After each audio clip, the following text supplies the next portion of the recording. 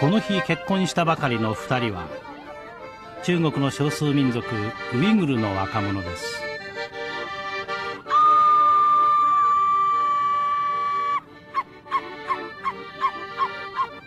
人口12億の中国にはおよそ1億の少数民族がいます。少数民族の一つウイグルはかつてシルクロードの商人として活躍した民族です。中国ではウイグルの人々はウイグル族と呼ばれています。中国国内に住むウイグル族は760万人。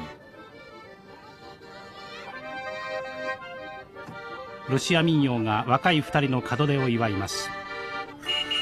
ウイグル族は旧ソビエトとの国境地帯に住む少数民族なのです。